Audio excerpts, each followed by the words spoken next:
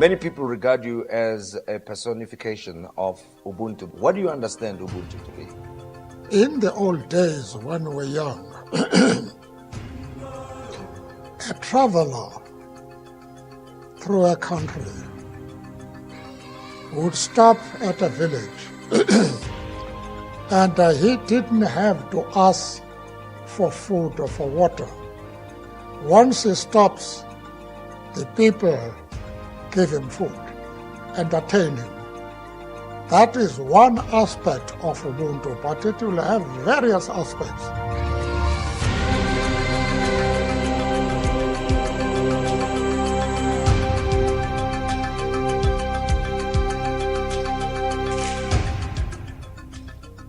Ubuntu does not mean that people should not enrich themselves. The question, therefore, is, are you going to do so in order to enable the community around you to be able to improve? These are the important things in life. And if one can do that, you have done something very important which will be appreciated. From WBRN Radio and on the Boston Red Network, the Open Source Report on the 15th of April 2019. We have been talking about this report, the Open Source Report, coming up now for about 2 months, and we finally have it. 3 cheers for us. And we apologize for not having more of these, and we shall as we move into the months ahead. The title of this report is Tesla and Linux. The Tesla automobile company, as many automobile companies, are now using the Linux platform, and we'll get to that in a minute here, and we'll also hear about a project called Freedom EV, and how you can modify the Tesla software. Very similar to rooting your Android device, so we'll get into that, but firstly we'll go to the kernel as we normally do. We always start the broadcast out with Nelson Mandela explaining what the concept of Ubuntu. Ubuntu is a philosophy, an African philosophy, and he explains it brilliantly, the late Dr. Nelson Mandela. To the kernel, the long-term kernel is 4.19.34. We're somewhere in that. We run the Slackware distribution here, is one of the distributions we run. We also run an Ubuntu, we'll get it right in a minute, edition on a laptop. And the only reason for that, because Ubuntu is from Canonical. It has some proprietary software in it, and the notebook is an older notebook, therefore it does need a little bit of help from some of the proprietary drivers, but it does work okay. And the other Ubuntu is a special Ubuntu for the for our workshop, basically, where we do these broadcasts, audio, video, etc. workshop there. And it's a 64-bit. One of the things we have noticed working with these distributions, fewer and fewer distributions now are offering 32-bit distributions. Skype, which we use, no longer works on 32-bit platforms, and that is becoming an increasing problem, getting a 32-bit software. The whole idea behind the Linux distributions is to have a low-powered computers, 32-bit, but again, the 32-bit, we're talking almost a decade here. I think this notebook, we got it during President Barack Obama's second term, so it's about, it is almost 10 years old.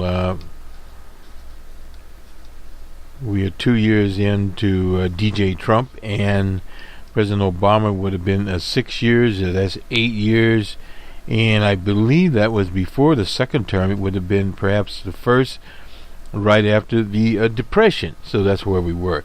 Nonetheless, the long-term, the stable kernel, the latest stable kernel, We are now at 5, not a 5.0.7. That is the latest one. And the release candidate was released on the 14th of April, is 5.1 release candidate of 5. So that is the direction in which the kernels are going.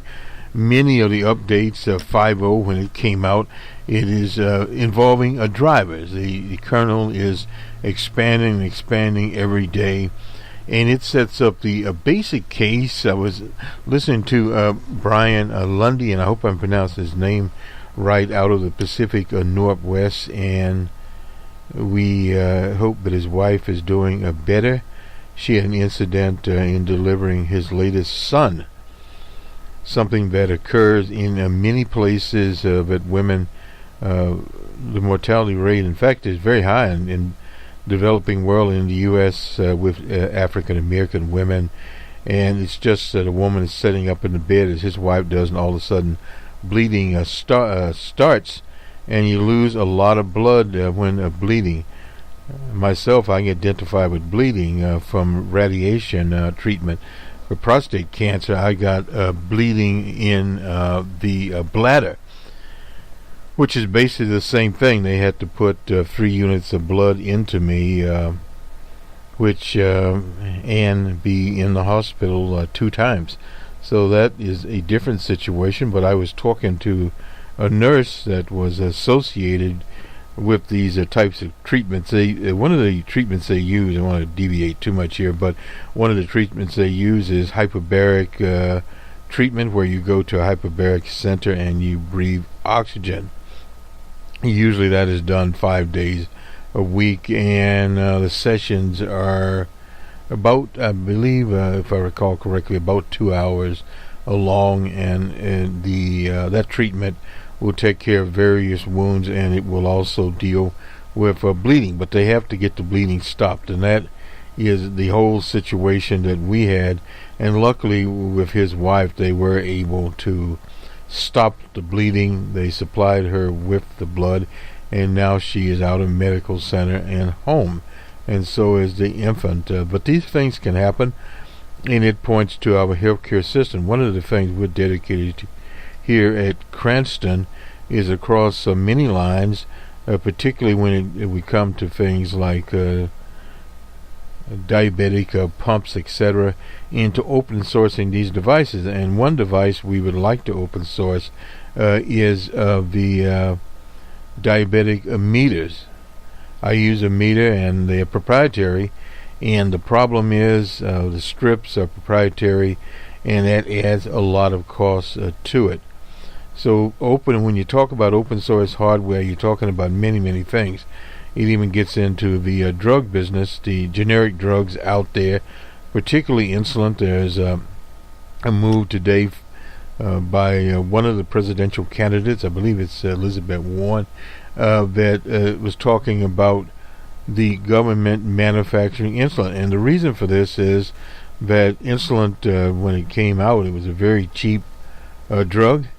And now the newer insulins are very expensive drugs. They can cost up to $350, and a copay can be $250, $200 on an individual. Not getting off too much here. The economics of open sourcing are making open medications available through what's called generic medications. Not where we... Let me dispense with... still not the right one. Hold on a minute with Brian. Back to Brian Lundy. He recently did a production talking about automated self-driving cars and the Linux desktop. And we invite you to... we'll link to one of his broadcasts. But we're going a little bit further here in talking about Linux powered car world. This is with Tesla is under the hood, and Audi is there, Mercedes Benz, Toyota, and Hyundai are some of the cars that are doing this. And the reason for this is that basically you need to have a system that is reliable in terms of security and is open, so you know exactly what is under your hood. The people at the ZDNet, we appreciate their contribution here. And let me get into this a little bit. Linux is everywhere, including your car, while some companies like Tesla run their own homebrewed Linux distribution, and most rely on the automotive grade Linux. That is through the Linux Foundation. Is a collaboration, cross-industry collaboration effort to developing an open platform connecting cars with its over 140 members. Now, to the Linux Foundation this is a Linux Foundation-based organization, is a who's who of the Linux-friendly automobile manufacturers. Nissan is in there, Mercedes-Benz, Suzuki, the world's biggest automobile company, Toyota, is also in that consortium. Why automobile makers are becoming software companies? Well, software is the basis of these new cars. Just like in the tech industry, they are realizing that open source is a way forward. That is from Dan Croce, the executive director at AGL, in a statement. A car company, while horsepower sells, customers also want a smart infotainment systems, automated safe driving features, and evidently safe driving cars. Linux and open source companies can get these items to them. One of the things we're doing here at our other division, Cranston, we are working on software, Linux software for automobiles, and trying to address the issue of more of a hybrid type automobile, but modifying some of the present automobiles out there that have combustion type engines, and putting some electronics in them. Now that's similar to what some of the cars on the road now that have those, but they also have some types of battery power there also, sort of like a kit. Anyway, the AGL's goal is to develop an open source common platform. The United code based, this is a Linux distribution and open source platform for cars and infotainment, telematics, and instrument clustered applications. It provides about 75% of the code needed for a Linux empowered car. Automobile makers and suppliers can customize with features, services, and branding they need for their particular cars. And it'll be interesting to see on which license they put this. But anyway, the AGL hopes that this will serve as de facto industry standard. It is well on its way. In the past, we depended on, we manufacturers did, all of these closed proprietary systems. They do not work as well, and they have their problems, and we'll get to where Microsoft and their Windows is when we move down. We start at the industrial level here. The AGL enables automobile makers and suppliers to share and reuse the same code base. And that's what Mr. Lundy also talks about in terms of development using some of the same codes. And he gave us an example of what Google is doing with, say, Android, which now Android is not a completely open system, but it is on top of the Linux kernel. And from a financial standpoint, most, if not all of these corporations, as Microsoft in its Azure cloud, is running on top of a Linux platform, basically speaking. So you'll see more and more Linux out there, whether or not some of these people admit the same thing with Amazon and Google in their cloud. All of that is running on a Linux, because with Linux the code is open and can be programmed. and depending if you use the GPL or whichever license you're using, there are various licenses. Some licenses are not as open as others, but at the same time, some of the code is available, and we'll be looking at something called Freedom EV. That is for Tesla, and we'll get into it in a minute and have a brief segue as we end this broadcast.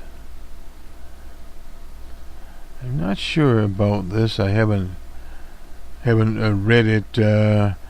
This is what smart cities are more than a trend. They are a wave of the future, and the world becomes a more urban. 60% of the population expect to live in cities by 2050. Smart technology. This is more of it. Spending at $80 billion in 16, and it's grown to $135 billion by 2021. From the International Data Corp, IDC, we used to use a lot of their stuff. Some of their findings here, and this gets into the Internet of Things and some of the people that are here. Here are some of the key trends that would like to occur in so-called smart cities. Smart cities are finally coming to age. They are now hitting the 1 or 2 year implementation marks in many cities.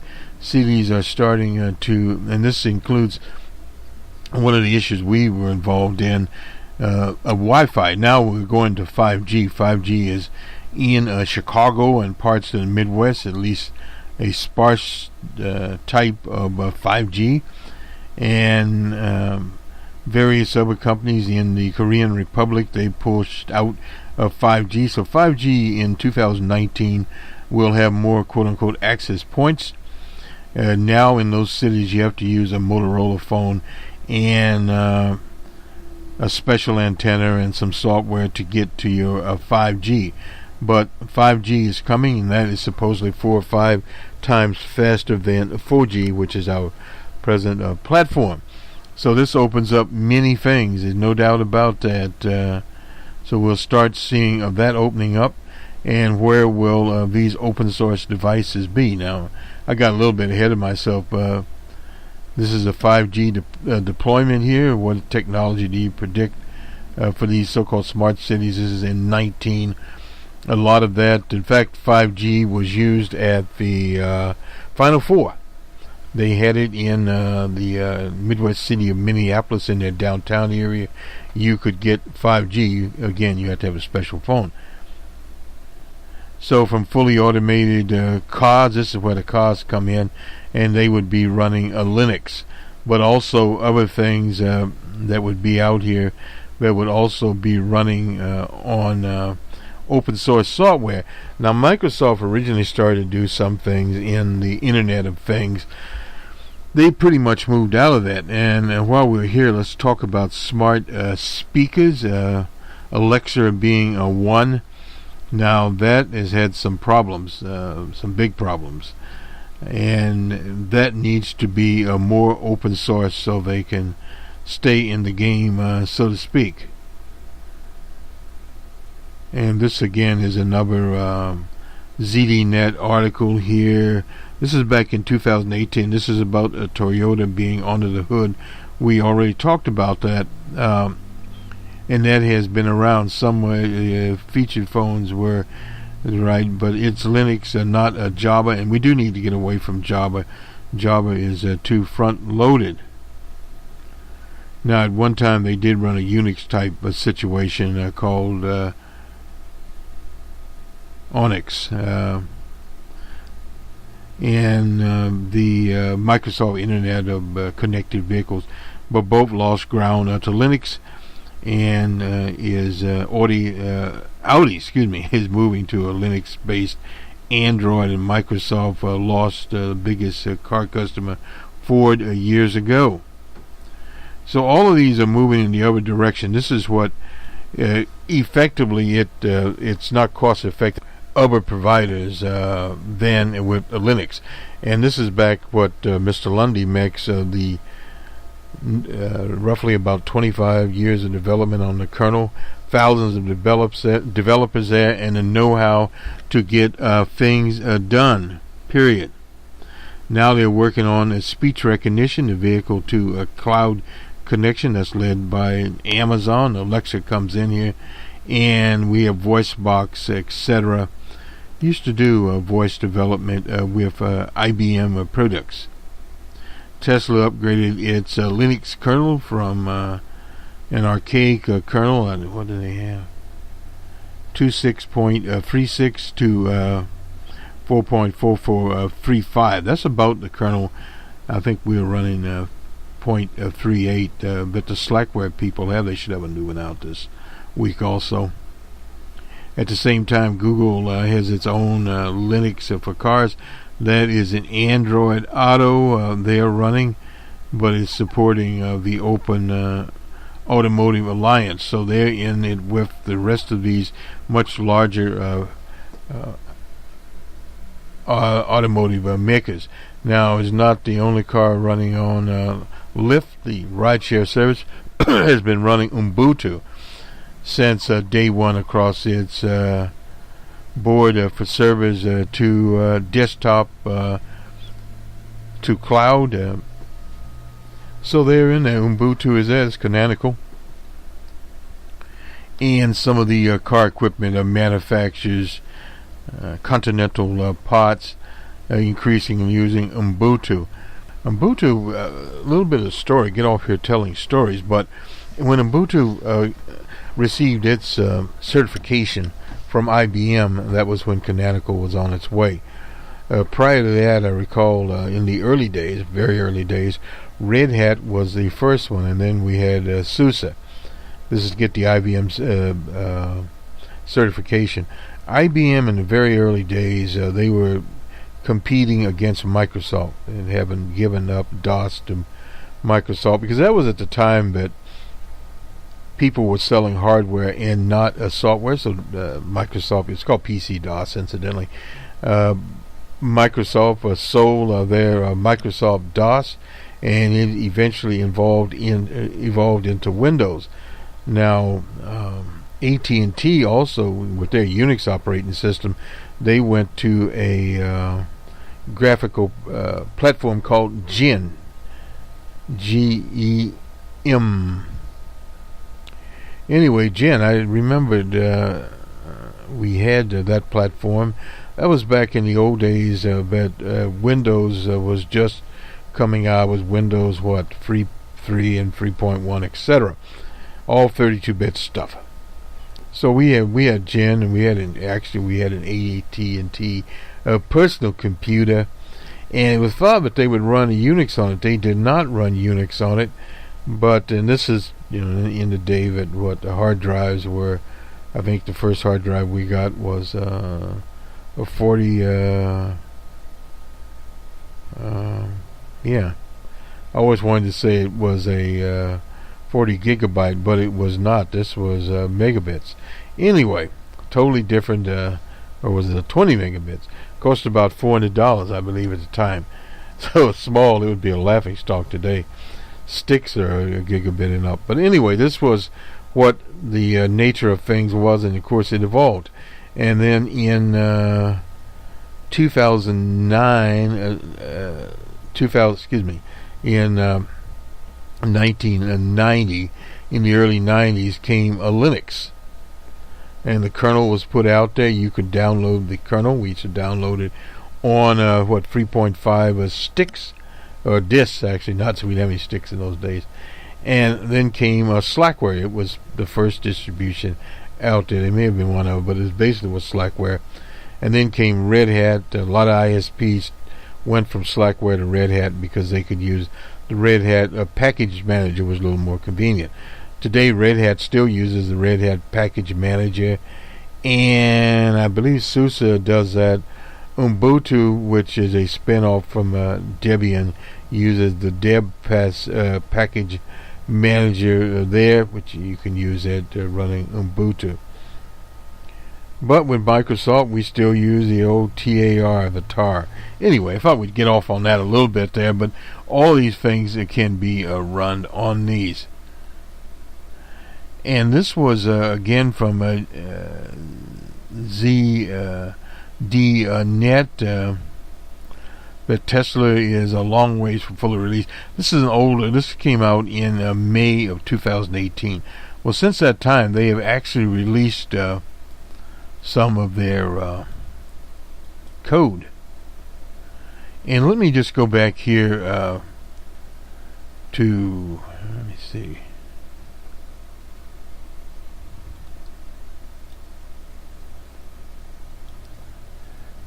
To Freedom EV here, and you'll hear from them. Freedom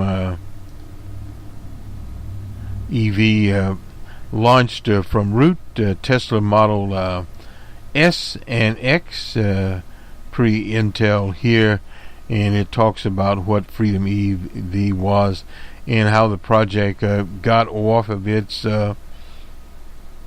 particular situation. Incidentally, you can go to GitHub and download the source there, or you can download for USB stick the from version 1 of this, and you'll be able to look at the little YouTube video where they talk about it.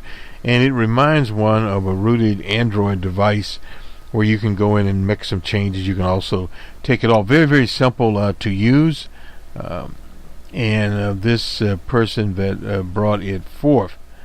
And I'm just wondering here if we have... Now, what this is this is the 11th here, Freedom EV free and open replacement firmware for electronic vehicles, including is a free and open software stack intended to replace the software in your electronic vehicle. It has been tested on the Tesla Model X and should work on the S if you can get a root. The electronic vehicles are exciting, but the same, the informatic and versatility that make them exciting. It also invites manufacturers to add all kinds of features, like batteries with plenty of charge remaining that refuse to power a vehicle because you only paid for so much electricity.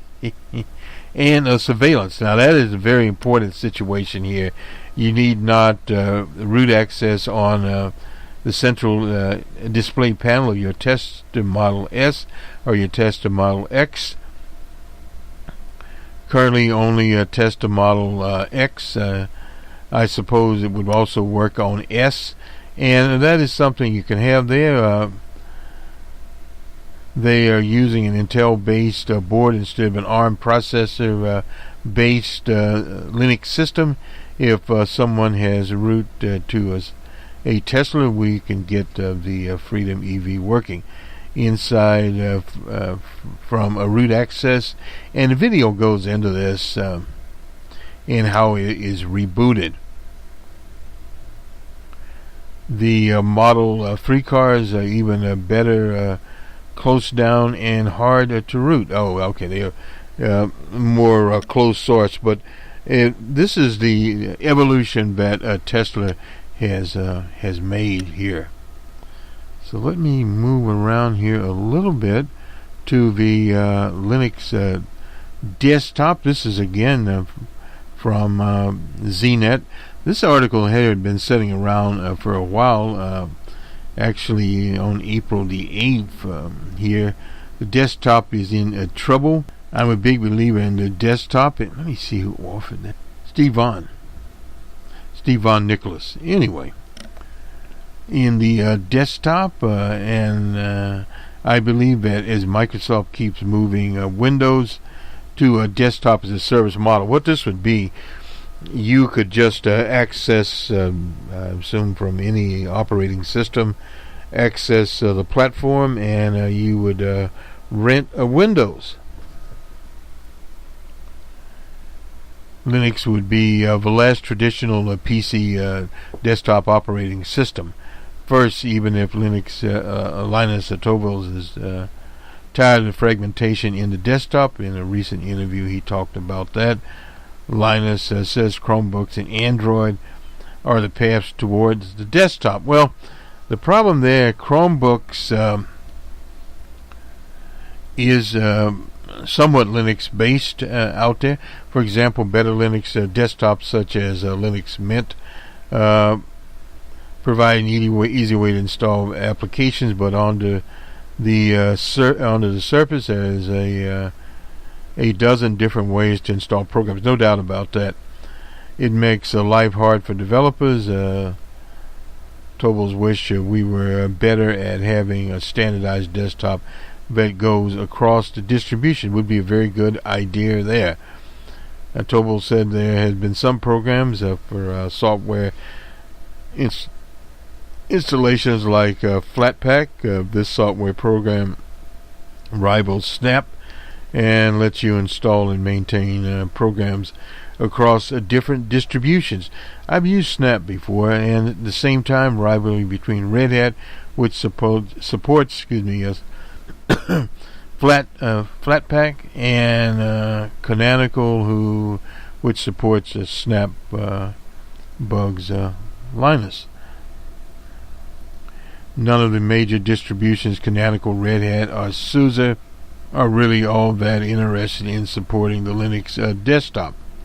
That's interesting. Of course, Canonical, they have the GNOME desktop. Over at Slackware, we still have KDE. I've always liked GNOME better than KDE, and have used it. Used to use it on Slackware also, and we use some of it out there. I think it's a better desktop. But there are other implementations also amongst major players in setting the tone for the desktop of smaller Linux communities. And some of those out there, Linux is Elementary OS, etc., Linux Mint. I've looked at various videos talking about that. So the Linux Mint team, we'll have to get it up probably in a virtual box. I don't usually use virtual boxes, but we'll do some of that. Incidentally, I think in this quarter, or probably hopefully in May, we'll start doing some YouTube versions of this program, and we'll be able to be more graphical. You know, we used to do that. We are on YouTube now, but it's just, unfortunately, the audio version, we don't have some of the things that we would like to have up. And again, this is from Computer World. When was this written? This is by Stephen Von Nichols, and called The End of the Desktop. He's talking here about the beta for a Windows Virtual Desktop. And they are coming with this a particular version there. It's very similar to what let me think of who they are. Citrus did with Zen. Zen is an open source program. They took it on, added some features to it, but effectively what it is, your whole desktop is up there, and you go to their servers, the Citrix servers, power up your desktop, and however you customize it, the enterprise situation, you log on, you get it, and when you log off, it disappears. So you're basically working through a terminal, or if you're working through your laptop, doesn't really matter. You're going to a site and access this, and you will get that particular instant, and we'll call it very so in other words, moving more of this can easily be done. There are Linux editions that you can just simply put the DVD in and run it without installing on your system. Go into more of these kinds of things. Rent Office 360 rather than buy Office. I haven't seen Office 2019. And let's see, Strata Gaming Cloud. It's out there. That's from Google, and it's not going over as well. There are a lot of problems with that. In 2019 will be the year of the Mac. Somebody said that. Johnny Evans. Anyway, it will not be the year of the Mac. One of the things Mac has not been doing, Mac has not been adding on to their Macs. I noticed at college, and they used to be more exclusively Mac territory. A lot of students have Macs, but they also have ASUS, they have Dells, you name it. They have various notebooks, and from various people. Not as many running Linux, however, but anyway, that is one of the things. In fact, a lot of the Linux developers, including some of the Slackware developers, unfortunately, are running on MacBooks. And the MacBook, of course, now has NVIDIA processors in it, Intel chips, no longer the IBM-made chip out there. And they have basic hardware. The GUI, in my opinion, is somewhat the old Mac GUI they've had. Never did like it. It's primitive. And that's one of the big problems is when you start dealing with the desktop. Microsoft's been in the desktop racket since the 90s, roughly about 30 years. So they have fine-tuned their applications where you'll get a better application, but again, it could be a little bit buggy. But you are going to get a better application in that exe file most of the time. And one of the problems we come upon, and we do use I think Windows 7, is some of the applications like we use Spreaker, and their particular desktop hosting device is Windows only. But you can run it on Linux in a virtual box, or you can run it any kind of virtual box you can use. If you don't want to use the Oracle one, there's some other good ones out there you can use also, just to power this application. And resource management is getting to be much better than it was at one time. So we pretty much have gotten through this report. Let me just switch workstations here and go back to a different... Oh, I want to end this with, speaking of software, we're going to move now from automobiles, the Internet of Things, to aeroplanes. Now, the big problem was with the Boeing 737 MAX was the software implementation on it. There was a problem there. It was buggy. This is from the Seattle Times. They've been doing an excellent job in bringing out updates here. And this is from Dominic Gates. Anyway, the Boeing, as Boeing hustled in 2015 to catch up with Airbus, and this is what it was all about. It certified its new 737 MAX, the Federal Aviation Agency. The FAA manages push the agency's safety engineers to delegate safety assessments to Boeing's itself, and that's, I haven't pronounced that. I used to live in Seattle. They call it Boeing's out there. Anyway, the original safety analysts at Boeing's delivered analysis, that they delivered to the FAA for a new flight control system on MAX. A report used to certify the plane as safe to fly had several critical flaws in it. And now that's what it was. It was flawed software to begin with. Current and former engineers directly involved with the evaluation are familiar with the documents, share the details of Boeing's system safe analysis, which was confirmed by the Seattle Times. Understated the power of a new flight control system, which was designed to swirl the horizontal tail to push the nose of the plane down to avert a stall.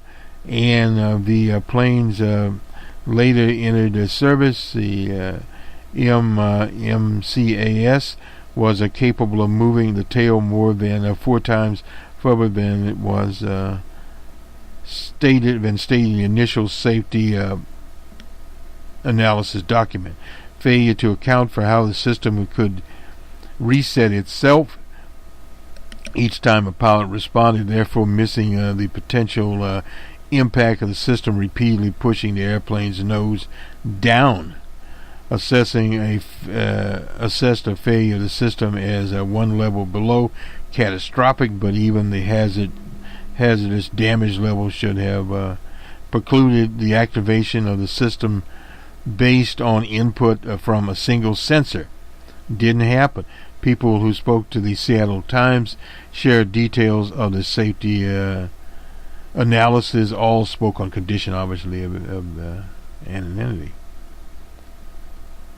Later on, the 15th, the FAA said following its standard certification process, the MAX, citing a busy week, a spokesman said the agency was unable to divulge into any detailed injuries.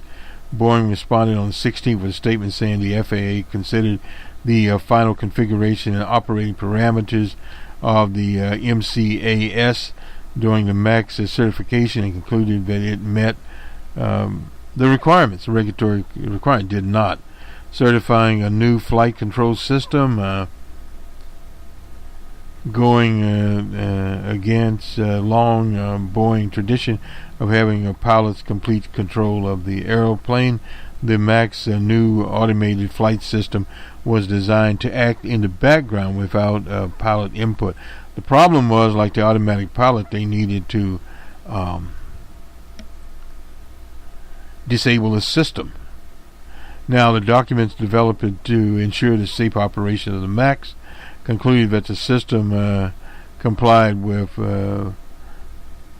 applicable FAA regulations. Yet the black box data retrieved from the Lion air crash indicated that a single faulty sensor, a valve on the outside of the fuselage that measured the plane's angle of attack, the angle between the airflow and the wing, triggered the MCA mechanism. And thus the 337 MAX was grounded and still grounded today. And then we had the catastrophe in Ethiopia that killed hundreds of people, including the great niece of Mr. Nader, Raf Nader, the consumer advocate. And there's a big lawsuit going on there. There's going to be a lot of lawsuits going on with this. I had not heard any more talk about the software implementation. But there will be, even in the aircraft industry, a more standardization. And this is part of the problem they have now. You have Boeing has their own system. Of course, Airbus would have their own system. And some of the other plane manufacturers. A very scary situation here. The FBI has joined the investigation here. And this is, again, Dominic Gates here. I'll just get, this is the latest headline on the 14th of April. With close industry ties, FAA safety chief pushed for more deregulation of oversight. A big problem. Now it's Southwest crisis pilots to question it's all Boeing's fleet. They want a mixture of airplanes there. And on the 11th, the Boeing's chief said flight tests on the 737 MAX software fix are advancing. Now, the problem here is that they may be advancing, but are they advanced? And that's the problem. And ultimately, they should go to an open source version here. The Boeing's chief executive, Motlenberg, said the company's test pilots have flown 96 flights, totaling 159 hours, with the updated software fix, but it's not ready there. Moldenberg also said that the company in the last 2 weeks had information sessions in the UK and Singapore and China following similar meetings in Seattle and various other things. Anyway, to end this up, we know we can always be better. American Airlines, incidentally, is talking about keeping this plane out of the sky to perhaps August. So there's a lot of things going to be going on here with that aeroplane and its safety and the lawsuits that are following. They have cut 20% of the production on the 737. So a lot of people are going to move out. And on the Ethiopian, this is again all from the Seattle Times. Ethiopian pilots fought the Boeing 737 MAX flight controller almost from takeoff. Of course, they took off and almost immediately went down. So grand juries are subpoenaing these records. This is going to be a very big fight. We expect this fight to end up with more transparency. Of course, to have transparency, you have to open up the source code. That is essential. One of the takeaways here to remember. Let me just check on our time here. We'll get that up on. Okay, we're doing all right. We'll finish this up.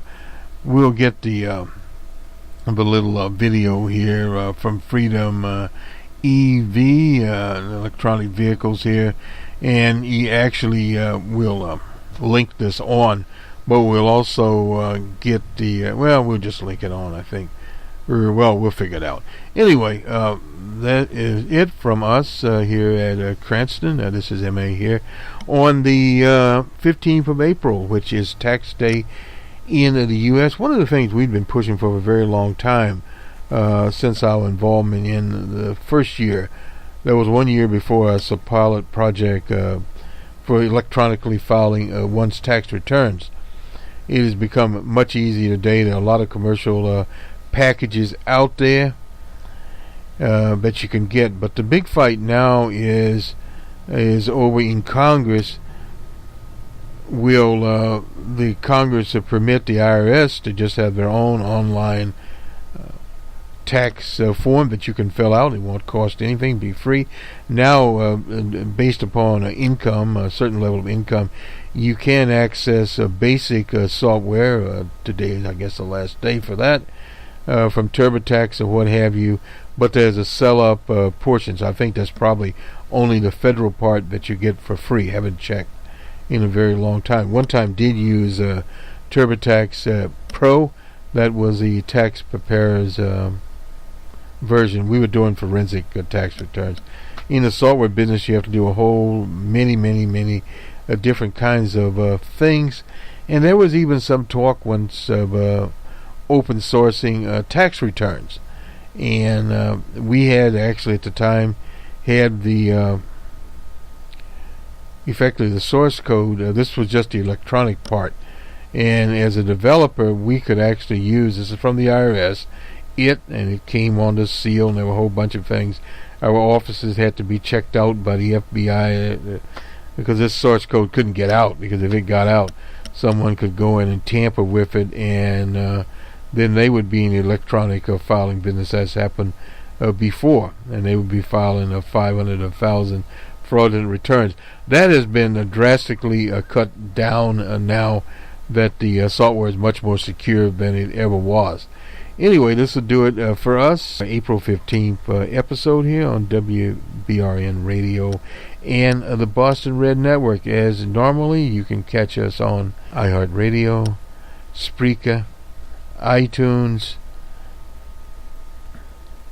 Twitter, Facebook. You can find access to the program up there, or go to bostonred.org, and you can find some players there where you can play all of our episodes there.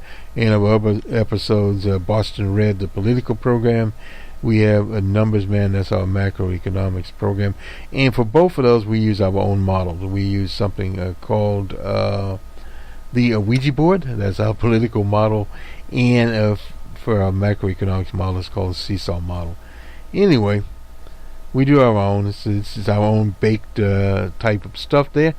And we also have BR on the World, that's our international program. We have a few of those up there. Don't do them as often. We used to do a very short, I think 10-minute episode. We'll get more back to it when we cover things throughout the world. And what we attempt to do in all of our programs is integrate a little bit of open source into this. And we've been covering this affair in Ethiopia, the plains, and the saltware glitch.